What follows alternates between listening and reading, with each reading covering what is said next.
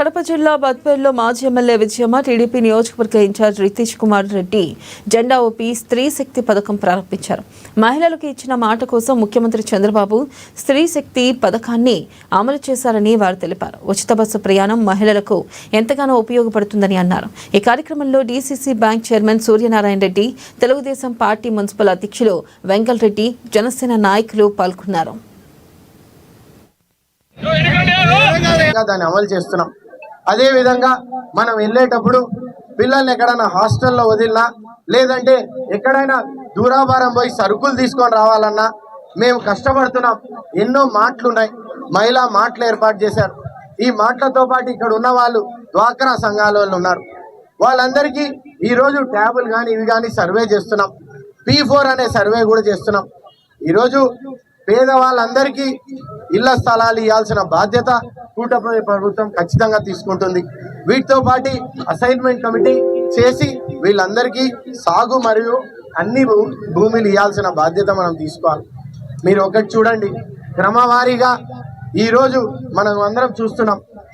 స్వాతంత్రం వచ్చిందనేసి మనం అందరం అనుకుంటున్నాం.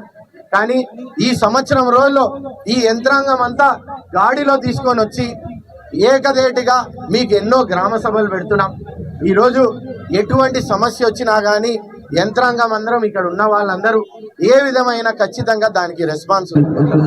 ముఖ్యంగా ఈరోజు అనుకున్న ప్రకారము మన ముఖ్యమంత్రి నారా చంద్రబాబు నాయుడు గారు, లోకేష్ గారు, పవన్ కళ్యాణ్ గారు ఆ రోజు ఎలక్షన్లో మాట ఇచ్చిన ప్రకారము పథకాలు సూపర్ 6 పథకాలలో 5వ పథకం ఈరోజు మహిళలకు కానుకగా స్వాతంత్ర దినోత్సవంలో ఏ విధంగా ఈరోజు స్వాతంత్రం జరుపుకుంటున్నామో 6 పథకాలను ఇప్పుడు 5వ పథకం స్త్రీ శక్తి పథకం ద్వారా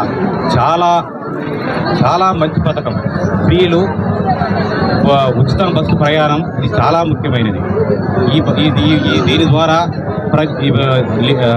అందరూ స్త్రీలు అందరూ వారి పిల్లలను ఇప్పుడు నెల్లూరులో ఉన్నారు, ప్లస్ తిరుపతిలో ఉన్నారు, స్కూళ్ళకు పోయేదానికి కానీ వాళ్ళను చూసుకొచ్చుకునేదానికి కానీ చాలా బాగా ఉపయోగపడే పథకం ఇది.